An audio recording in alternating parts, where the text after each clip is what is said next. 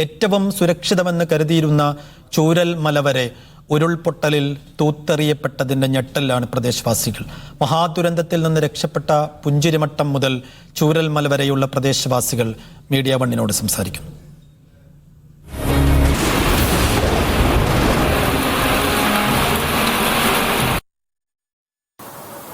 എനിക്ക് പിന്നിൽ കാണുന്ന ഈ പ്രദേശത്തേക്കാൾ അതിമനോഹരമായ മേഖലയായിരുന്നു മുണ്ടക്കൈ.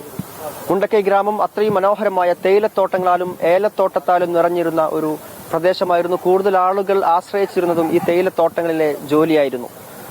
അങ്ങനെ ഒരു മേഖലയാണ് കഴിഞ്ഞ ദിവസത്തെ ഉരുൾപൊട്ടലിൽ പൂർണ്ണമായി ഒലിച്ചുപോയത്. മുണ്ടക്കൈ ഗ്രാമം നാമാവശേഷമാകുന്ന കാഴ്ചയാണ് നമ്മൾ അവിടെ കണ്ടത്. പുഞ്ചിരിമട്ടം, മുണ്ടക്കൈ, താഴെ ചൂരൽമല വരെയുള്ള ഭാഗങ്ങൾ തൂത്തെറിഞ്ഞുകൊണ്ടാണ് ഈ ഉരുൾപൊട്ടൽ വലിയ നാശം വിതച്ചത്. 150-ലേറെ വീടുകൾ പൂർണ്ണമായി തന്നെ ഒലിച്ചുപോയി എന്നാണ് അറിയാൻ കഴിയുന്നത്. ഇപ്പോൾ എന്റെ കൂടെ ഈ ഉരുൾപൊട്ടലിന്റെ നാശമുണ്ടായ ഏറ്റവും മുകൾ ഭാഗത്തെ പുഞ്ചിരിമട്ടം, അതിനു താഴെ മുണ്ടക്കൈ, ഏറ്റവും താഴെ ചൂരൽമല, ഈ 3 പ്രദേശത്തുള്ള ആളുകളും ചേരുകയാണ്. അതിൽ ചൂരൽമലയിലുള്ളവർ പറയുന്നത് ആ ഭാഗത്തേക്കൊന്നും ഉരുൾപൊട്ടലിന്റെ നാശം ഒരു നിലയ്ക്കും വരില്ല എന്ന് പ്രതീക്ഷിച്ചിരുന്നതാണ് എന്നാണ്. ഏതായാലും അവരിലേക്കൊന്ന് പോകാം. നിങ്ങൾ പുഞ്ചിരിമട്ടത്താണ്, അതായത് ഉരുൾപൊട്ടൽ ഉണ്ടായതിന്റെ ഏറ്റവും മുകൾ ഭാഗം, ഏറ്റവും ആദ്യം നാശം വന്ന അല്ലെങ്കിൽ ദുരന്തം വന്നു ഭവിച്ച മേഖലയിലാണ് നിങ്ങൾ താമസിക്കുന്നത് അല്ലേ? എന്താണെന്ന് സംഭവിച്ചത്? അങ്ങനെ ഒരു ഇത്രമേൽ വലിയൊരു ദുരന്തം അവിടെ പ്രതീക്ഷിച്ചിരുന്നു? ഇത്ര വലിയൊരു ദുരന്തം ഞങ്ങൾ ഒരിക്കലും പ്രതീക്ഷിച്ചില്ല. കാരണം എന്താണെന്ന് വെച്ചാൽ എപ്പോഴും ഞങ്ങൾക്ക് അവിടെ ഉരുൾപൊട്ടലും കാര്യങ്ങളും ഞങ്ങൾക്ക് എപ്പോഴും അവിടെ ചെറിയ ചെറിയ സംഭവങ്ങളൊക്കെ അവിടെ ഉണ്ടായിട്ടുണ്ട്. ഇതിനു മുമ്പ് ഉണ്ടായിട്ടുണ്ട്. 2020 ഒരിക്കൽ ഒരു 2 വീടും പൂർണ്ണമായിട്ട് പോവുകയും ഒരു വീട് കുറച്ച് കേടുപാടുകൾ വരികയും ചെയ്തു. പക്ഷെ അന്ന് പോലും ഇത്ര വലിയൊരു ദുരന്തം ഉണ്ടായിട്ടില്ല. പക്ഷെ ഇപ്പോ എന്ന് പറഞ്ഞാല് പുഞ്ചിരിമട്ടത്തിലുള്ള ഞങ്ങളെല്ലാരും മാറി താമസിച്ചതാ.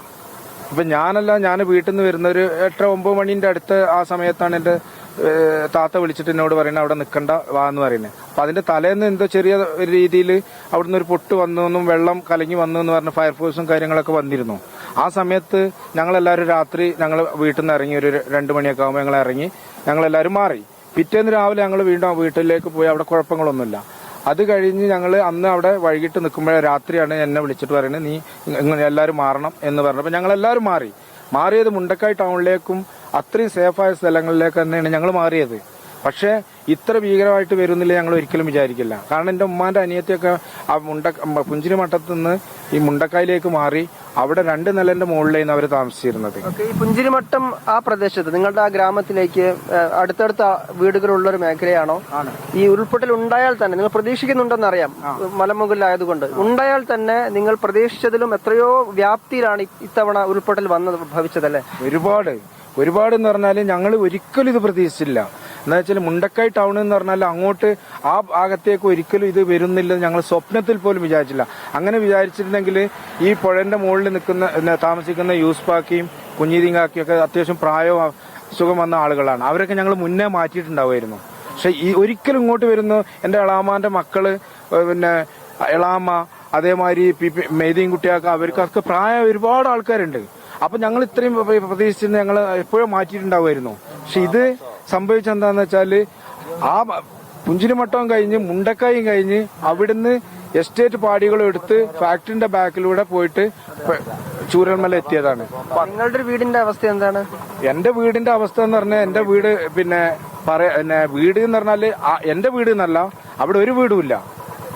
ഏത് പുഞ്ചിരിമട്ടത്ത് ഇപ്പൊ ആകെ ഒരു വീട് ഉണ്ട് എന്ന് പറയുന്നത് ഒരു വീടിന്റെ സെന്ററത്ത് ഒരു ഇത് മാത്രം ഉണ്ട് എന്നാ പറയുന്നത്. പുഞ്ചിരിമട്ടത്ത് ആകെ എത്ര വീടുകൾ ഉണ്ടെന്നാണ്? ഏകദേശം ഒരു 70-75 വീട് പുഞ്ചിരിമട്ടത്ത് തന്നെ ഉണ്ട്. പുഞ്ചിരിമട്ടത്ത് മാത്രം. ആ വീടുകൾ പൂർണ്ണമായി, ആ വീടുകളില് താഴെ ഈ റോഡിന്റെ ഇവിടുന്ന് അങ്ങോട്ട് പോകുമ്പോൾ തോടിന്റെ വലതുവശത്തുള്ള വീടുകൾ കംപ്ലീറ്റ് പോയി. പിന്നെ ഈ സ്ഥലത്ത് ഏകദേശം പകുതിയോളം വീട് ഇവിടെയും പോയി. പുഞ്ചിരിമട്ടത്തെ ഒരു നില അങ്ങനെയാണ്. നിങ്ങളുടെ വീട്ടുകാരുടെ കാര്യമൊക്കെ? എന്റെ വീട്ടുകാർ പറഞ്ഞാൽ എന്റെ ഉമ്മാക്ക് നല്ല പ്രായമുണ്ട്. അപ്പൊ ഉമ്മാനല്ല ഞങ്ങള് ഈ തലേന്ന് ഈ സംഭവിച്ചത് കൊണ്ട് ഞങ്ങൾ എന്താക്കി, ആ രാത്രി 2 മണിക്ക് ഉമ്മാനെല്ലാം എടുത്തിട്ട് ഞങ്ങള് ജ്യേഷ്ഠന്റെ വീട്ടിലേക്ക് കയറി. 10 ഏക്കർ അറിയുന്ന സ്ഥലത്തേക്ക് അവിടെ കയറിയതുകൊണ്ട് അവിടെ നിർത്തി സുരക്ഷിതാക്കി. തീർച്ചയായും അതാണ് ഏറ്റവും മുകളിൽ പുഞ്ചിരിമട്ടം ഭാഗത്ത് അതാണ് സംഭവിച്ചത്. അതിന് താഴെയാണ് മുണ്ടക്കൈ ടൗൺ നിൽക്കുന്നത്. മുണ്ടക്കൈ ടൗണിലേക്കൊന്നും ഒരു ഉരുൾപൊട്ടലുണ്ടായിരുന്നു. എത്ര തീവ്രതയിൽ വന്നാൽ പോലും അങ്ങോട്ട് എത്തില്ല എന്നാണ് വിചാരിച്ചിരുന്നത് അല്ലെ? അത്ര ഉയർന്ന മേഖലയാണ്. അതെ അതെ. അപ്പോൾ അങ്ങോട്ടാണ് ഇന്നലെ നമ്മൾ പോയിരുന്നു മുണ്ടക്കൽ ടൗണിലേക്ക്. അപ്പോൾ കണ്ടു നിൽക്കാൻ പറ്റാത്ത തരത്തിലുള്ള അവസ്ഥയാണ്. 2019 ലാൻഡ് സ്ലൈഡ് ഉണ്ടായ സമയത്ത് ഒരു ഓഗസ്റ്റ് 9 ഉണ്ടായിരുന്നത്. അന്ന് ഇതേപോലെ ലാൻഡ് സ്ലൈഡ് ഉണ്ടായ സമയത്ത് മുണ്ടക്കൈ ടൗണിലേക്ക് എത്തിയിട്ടില്ലായിരുന്നു. മുണ്ടക്കൈ ടൗണിൽ നിന്ന് ഒരു 200 മീറ്റർ അകലെ വരെ എത്തിയിട്ടുണ്ടായിരുന്നു. അപ്പൊ ഈ പൊട്ടൽ എന്ന് പറഞ്ഞാൽ ഞാൻ കറക്റ്റ് 1:25 ഈ അതിശക്തമായിട്ടുള്ള ഈ ശബ്ദം കേട്ടിട്ട് ഞെട്ടിണീക്കുന്നത്. അപ്പൊ സാധാരണഗതിയിൽ ഇപ്പൊ നമ്മളെ പറമ്പിന്റെ അടുത്തൊക്കെ മരം വീണിട്ടുള്ള ഈ മഴക്കാലമായി കഴിഞ്ഞാൽ മരം വീഴലും കാര്യം ആ ശബ്ദമാണ് വിചാരിച്ചിട്ടാണ് ഞാൻ വീണ്ടും അകത്തേക്ക് തന്നെ പോയി. വീട്ടിന്റെ അകത്ത് പോയി പിന്നെ എനിക്കൊരു തോന്നൽ ഇതെന്തോ സംഭവിച്ചിട്ടുണ്ട്. തിരിച്ച് ഞാൻ വീട്ടിൽ സിറ്റ് ഔട്ടിൽ വന്ന് നോക്കണം. എന്റെ വീടിന്റെ അടുത്താണ് മദ്രസ ഹാളിന്റെ അവിടെ നിന്ന് ഒരു 3-4 ടോർച്ചടികളുണ്ട്. അപ്പൊ പതുക്കെ അവിടെ പോയി നോക്കുമ്പോഴാണ് അവിടെ എത്തിയപ്പോഴാണ് ഉരുൾപൊട്ടിയിട്ടുണ്ട് എന്ന് അറിയുന്നത്. അങ്ങനെ നോക്കുമ്പോൾ കുറെ കുട്ടികളുണ്ട്, സ്ത്രീകളുണ്ട്. അപ്പൊ എല്ലാവരും ഞങ്ങൾ കുറച്ച് ചെറുപ്പക്കാർ മാത്രം ആ സമയത്ത് ഉണ്ടായുള്ളൂ. എല്ലാവരും സമാധാനിപ്പിച്ചിട്ട് ഞങ്ങൾ അവിടെ ഒരു ക്രിസ്ത്യൻ ചർച്ച് ഉണ്ട്, അവിടെ പോയി കഴിഞ്ഞാൽ ഇതിന്റെ കറക്റ്റ് വിഷ്വൽസ് കിട്ടുമെന്ന് പറഞ്ഞിട്ടാണ് ഞങ്ങൾ അവിടെ പോകുന്നത്. ഞാൻ ഒരു നസീർ, നൌഫൽ, ഒരു മണിയേട്ടൻ എന്ന് പറഞ്ഞ ആളുകൾ അവിടെ നിൽക്കുന്ന സമയത്താണ് അടുത്ത പൊട്ട് 2:30 മണിയോളം അടുത്തിട്ടുണ്ട്. അതാണ് അതിഭയങ്കരമായ പൊട്ട്. അതിലാണ് പൂർണ്ണമായിട്ട് മുണ്ടക്കൈ അങ്ങാടി ആ പോക്കാണ് ചൂരൽമല പൂളക്കാട് എന്ന് പറയുന്ന സ്ഥലം, റാട്ടപ്പാടി, ചൂരൽമല ടൗണിന്റെ ഒരുവിധം ഭാഗമൊക്കെ എടുത്തിട്ട് പോയിട്ടുള്ളത്. അതെല്ലാം കഴിഞ്ഞ് ഒരു 3 മണി 3:30 അടുത്തായിരുന്നു മൂന്നാമത്തെ പൊട്ടുപോയി. ഇതെല്ലാം കഴിഞ്ഞ് ഞങ്ങൾ രാവിലെ ഒരു 5:45-6 മണിയോട് കൂടിയിട്ടാണ് വീണ്ടും ഈ ചർച്ചിന്റെ അടുത്ത് പോയി. ഞങ്ങൾ 4 പേരെന്നെ ചർച്ചിന്റെ അവിടെ പോയി നോക്കുമ്പോൾ ഒരു കൊച്ചു പയ്യൻ ഒരു ടെറസിന്റെ മുകളിൽ നിന്നിട്ട് രക്ഷിക്കണേന്ന് പറഞ്ഞിട്ട് കാര്യമുണ്ട്. അങ്ങനെ കുറച്ച് റോപ്പും കാര്യങ്ങളൊക്കെ ഇട്ടിട്ട് ഇവനെ രക്ഷിക്കാൻ നോക്കുമ്പോഴാണ് ഞാൻ അങ്ങനെ നോക്കുമ്പോൾ ഒരു കൊച്ചു കുഞ്ഞ്, ഒരു 1.5 വയസ്സ് 2 വയസ്സ് പ്രായം മാത്രമേ തോന്നിക്കുള്ളൂ. ആ കുഞ്ഞുണ്ട് കറക്റ്റ് ഇരിക്കുന്നുണ്ട്, ചെളിയിലേക്ക് ഇങ്ങനെ പോയിക്കൊണ്ടിരിക്കണേ. അങ്ങനെ 4 ആളും ഒരുമിച്ച് തീരുമാനമെടുത്തു എന്ത് വന്നാലും സ്ഥിതി നമുക്ക് പോയിട്ട് രക്ഷിച്ചിട്ട് വരാമെന്ന്. അങ്ങനെ ചാടിപ്പോയി ആ കൊച്ചു കുഞ്ഞിനെ ഞാൻ കയ്യിലെടുത്ത് എന്റെ അടുത്തുണ്ടായിരുന്നു എന്റെ സുഹൃത്തു കൂടി ആലക്കൽ നസീർ, അവന്റെ കയ്യിൽ ഏൽപ്പിച്ചു. അവനെ ഓടിപ്പോയി ആ കൊച്ചു കുഞ്ഞിനെ രക്ഷിച്ച് തിരിച്ച് ഞാൻ വരുന്ന വഴിക്കാണ് ഒരു ഉമ്മ കരയുന്നത്. അവിടുന്ന് ഒരു ശരിക്കും ഒരു കോൺക്രീറ്റ് ഭിത്തിക്കുള്ളിൽ കുടുങ്ങി കിടക്കല്. പിന്നെ ഞങ്ങൾ എല്ലാവരും കൂടി ആ ഉമ്മാനെ രക്ഷിച്ചു. മേലെ ടെറസിന്റെ മുകളിലുള്ള ഈ പയ്യനെ രക്ഷിച്ചിട്ടാണ് അങ്ങോട്ട് പോയത്. അങ്ങനെ ഒരു 6-7 മണിയായപ്പോഴത്തേന് മേപ്പാട് കുറെ ചെറുപ്പക്കാർ വന്ന് പിന്നെ കുടുങ്ങി കിടക്കുന്നവരെയൊക്കെ എല്ലാവരും കൂടി കൂടി യോജിച്ചിട്ടാണ് ബാക്കി രക്ഷാപ്രവർത്തനം നടത്തി. നിങ്ങളുടെ ഒരു വീട്ടിലെ അവസ്ഥയൊക്കെ എന്തായിരുന്നു? എന്റെ വീടിന്റെ മുന്നിലുള്ള വീടുകൾ പരിപൂർണമായി, എന്റെ വീടിനൊന്നും സംഭവിച്ചിട്ടില്ല. ബാക്കി നേരെ മുന്നിലുള്ള ഒരു 5ഓളം വീടുകൾ, അതിൽ എല്ലാ വീടുകളിലും 4-5 ആളുകളുണ്ട്. ഇന്നലെയാണ് അവരെയൊക്കെ ബോഡികൾ എടുത്തത്. നേരെ മുന്നിലുള്ള ഒരു വീട്ടിൽ നിന്ന് ഒരു ഉമ്മയും ഒരു കാക്കയും താത്തയും ഉണ്ടായിരുന്നു. അവരെ വീട്ടിലേക്ക് വെള്ളം മാത്രമേ കയറിയുള്ളൂ. തൊട്ടപ്പുറത്തുള്ള വീട്ടിലേക്ക് അവിടെ ഒരു 7ഓളം ആളുണ്ടായിരുന്നു. അതിൽ 4 പേര് ഇന്നലെയാണ് അവരെ ബോഡി എടുക്കുന്നത്. ബാക്കി 3 പേര് രക്ഷപ്പെട്ടു. തൊട്ടപ്പുറത്ത് വേറെ സുദേവൻ എന്ന് പറഞ്ഞ ആ വീട്ടിലെ പരിപൂർണമായിട്ട് വീട് ഇരിക്കുകയാണ് ചെയ്തത്. ആ വീട്ടിൽ 5ഓളം ആളുകൾ പോയി. അതാണ് അവിടെ സംഭവിച്ചത്. ഈ പുഞ്ചിരി മട്ടത്തിൽ നിന്നും ഒപ്പം തന്നെ മുണ്ടക്കൈയിൽ നിന്നും എത്തിയ ഈ വീടുകളെല്ലാം ഒലിച്ചിറങ്ങി നേരെ വന്നത് ചൂരൽമലയിലേക്കാണ്. ചൂരൽമലയിലേക്കൊന്നും എന്ത് സംഭവം അത്രമേൽ സുരക്ഷിതമെന്ന് കരുതിയിരുന്ന, പ്രകൃതി ദുരന്തങ്ങളിൽ ഉരുൾപൊട്ടലിലൊന്നും ബാധിക്കുന്ന ഒരു മേഖലയായി ചൂരൽമലയെ വിചാരിച്ചിരുന്നില്ല അല്ല ഒരിക്കലും. ആ ഒരു മേഖലയിലേക്കാണ് ഇങ്ങനെ അതിഭീകരമായ തരത്തിൽ മണ്ണും കല്ലും മരങ്ങളും ഒക്കെ ഒലിച്ച് ഇറങ്ങി വന്നത്. എന്താണ് അന്ന് നിങ്ങൾക്ക് അനുഭവപ്പെട്ടത്? എനിക്ക് തന്നെ എന്റെ ഉമ്മയും എന്റെ ഏട്ടന്റെ ഭാര്യ, ഏട്ടന്റെ മോള് ആണ് ആ വീട്ടിലുണ്ടായിരുന്നത്. അപ്പോ പിന്നെ ഈ പുലർച്ചെ 2 മണിക്ക് ഞാൻ എന്റെ ഉമ്മാനെ വിളിക്കുന്നുണ്ട്. പക്ഷെ അവര് ഒന്നും ഫോൺ എടുക്കുന്നില്ല. അപ്പോത്തിന് അവര് ശരിക്കും പൂർണ്ണമായിട്ട് എന്റെ വീട്ടിലുള്ളവർ പോയിക്ക്. കാരണം എന്റെ ഉമ്മ ഇവരൊക്കെ പോയത് പറഞ്ഞാൽ 3 കിലോമീറ്റർ അപ്പുറത്തു നിന്നാണ് ഈ ഉരുൾപൊട്ടൽ വന്നിട്ടുള്ളത്. ചൂരൽമല ടൗൺ പറഞ്ഞാൽ ഒരിക്കലും ഒരു മനുഷ്യരും അവിടെ പ്രതീക്ഷിക്കൂല ഇങ്ങനത്തെ ഒരു സംഭവ രീതി ഞങ്ങൾക്ക് നേരിടേണ്ടി വരുന്നു. പക്ഷെ അതാണ് അവിടുന്ന് ആ പൊട്ടൽ വന്നിട്ടാണ് ഇവരെ വരെ എടുത്തിട്ട് പോയത്. കാരണം എന്റെ അളിയന്മാര് പിന്നെ എന്റെ അളിയൻ താമസിക്കുന്ന മുണ്ടക്കായി ഒരു കുന്നിന്റെ മുകളിലാണ്. നമുക്ക് കഴിഞ്ഞ പ്രാവശ്യം പാലം പോയ ആ ഭാഗത്തുള്ള ആ ഒരു കുന്നിന്റെ അവിടെ പൊട്ടുന്നില്ല പേടിച്ചിട്ട് അവര് മുണ്ടക്കായി ടൗണിന്റെ അവിടേക്ക് ലയത്തിലേക്ക് മാറി. ഇനി കുന്നിന്റെ മേലെ നിൽക്കണ്ടെന്ന് പറഞ്ഞിട്ട്. പക്ഷെ അളിയനും എന്റെ 2 അളിയന്മാരും പെങ്ങന്മാരൊക്കെ ഒരുമിച്ച് ഒരു ലയത്തിൽ ഒരു റൂമിലാണ് താമസിച്ചത്.